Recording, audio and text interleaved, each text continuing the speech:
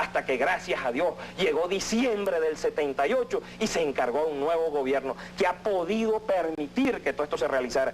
Porque el todo del cuento es que el expediente viene a Venezuela para tapar que Hernán Ricardo era funcionario de la DICIP, para tapar que Orlando Bosch fue traído a Venezuela por el gobierno y que estaba en connivencia el gobierno con sus actividades.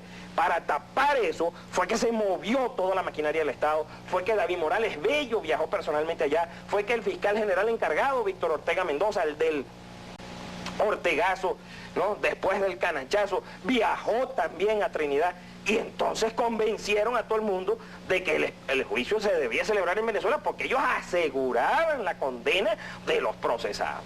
Y entonces con esa confianza, con esa seguridad, fue que Fidel Castro dejó que ese expediente se viniera para acá.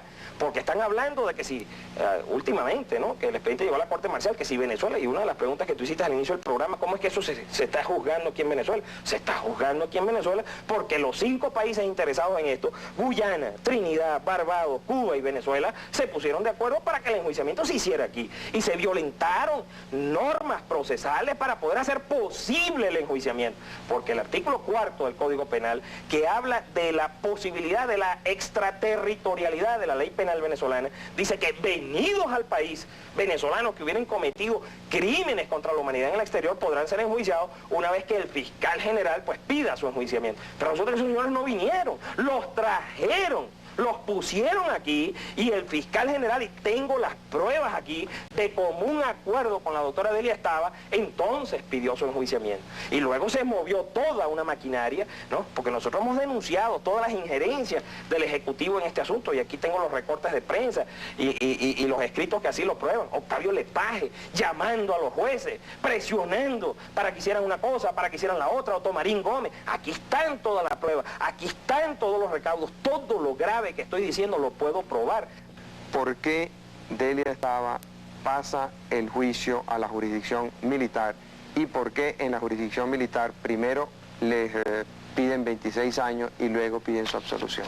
Primero debo aclararte algo con relación a lo que dijiste de que entramos a patadas en el tribunal. No entramos a patadas, entramos a la fuerza, pero no fue precisamente a patadas. Y eso fue porque Delia Estaba trasladó a nuestros clientes fuera de horas de oficina, escondida a nuestras espaldas a la sede de su tribunal en un momento en que no estaban ni tan siquiera los funcionarios del tribunal dentro del tribunal. Habían 8 funcionarios de la DICIP. Nosotros fuimos notificados por un amigo de lo que estaba sucediendo, nos presentamos en el tribunal estaba con la puerta cerrada.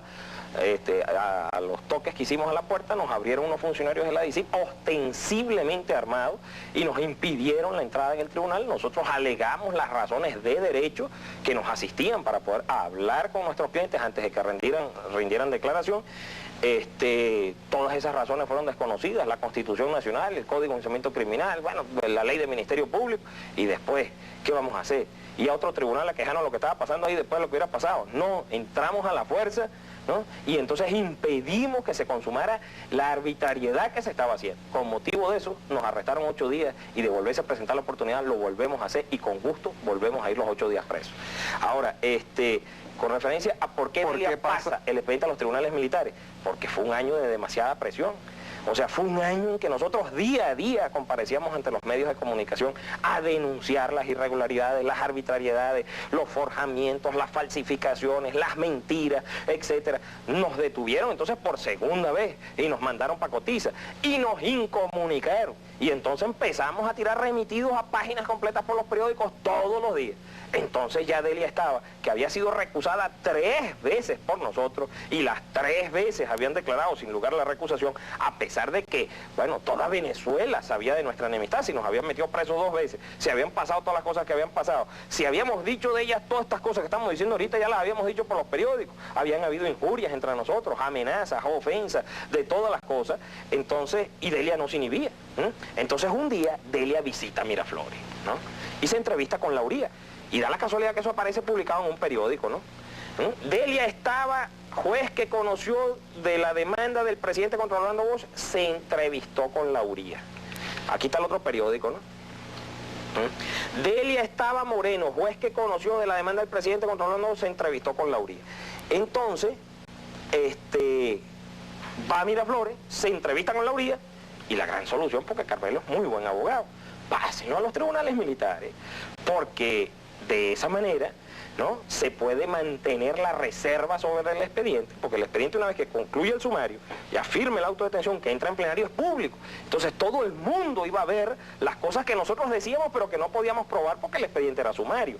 Al entrar en plenario podía ser del conocimiento de todo el mundo y se iba a poner al descubierto que era verdad todo lo que habíamos dicho. Entonces nos pasan a los tribunales militares, donde primero nos ponen una mordaja, porque si algún juez militar se siente ofendido por las cosas que un abogado pueda decir, la sanción disciplinaria no es de 8 días, es de 3 años de cárcel.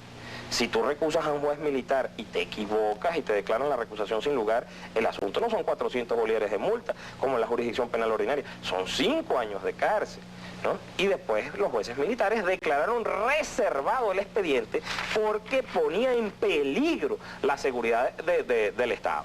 Entonces, la prensa no podía dar información acerca del expediente, nosotros no podíamos dar información acerca del expediente, todo había que mantenerlo callado, ¿no? Eso fue durante la época de Carlos Andrés Pérez, porque pasada la época de Carlos Andrés Pérez nosotros pedimos que se levantara la reserva y en efecto todos los actos de evacuación de pruebas, todas estas cosas han sido públicos y la prensa y cualquier persona puede ir a leer el expediente y enterarse de lo que está pasando. Entonces pasan el expediente a los tribunales militares. Lo primero que hacemos es renunciar en bloque a la defensa, ¿no? Y entonces, para detener el proceso.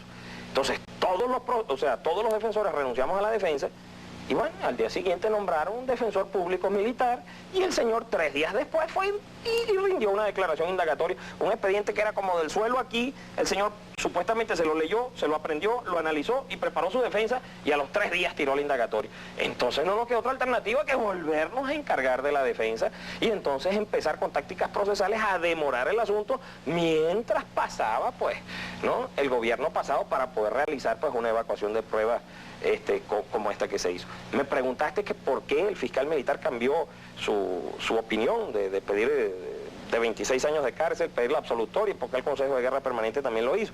Ya eso está respondido anteriormente. O sea, luego de que estos señores vieron esta evacuación de pruebas, vieron que Bosch no entró clandestinamente al país, sino que fue traído por el gobierno, que el gobierno le pagó el hospedaje, vieron que Hernán Ricardo fue plantado en Barbados y en Trinidad, que era funcionario de la DICIP, que Delia había forjado el expediente, que Delia había decidido sin tener en su poder las actuaciones venidas de Trinidad y de Barbados, que aparecen testigos declarando en el tribunal que nunca fueron al tribunal, ¿no? Y aparece la experticia de Rarbe, de los laboratorios ingleses, ¿no?, la experticia clave, la experticia que exculpa de toda pena a los procesados, porque este laboratorio inglés determinó que la bomba no había sido de plástico explosivo C4, que fue como Orlando García y Ricardo Morales Navarrete tejieron toda esta trama, y se permitió que el público pensara que la bomba fue oculta o disimulada dentro de una cámara de fotografía o dentro de un cinturón de Hernán Ricardo, y que esa bomba fue colocada por ellos en el compartimiento, en un baño del avión de Cubana de Aviación, ¿no?, cuando la experticia dice que no fue C4, que fue dinamita, y los tacos de dinamita son de este tamaño.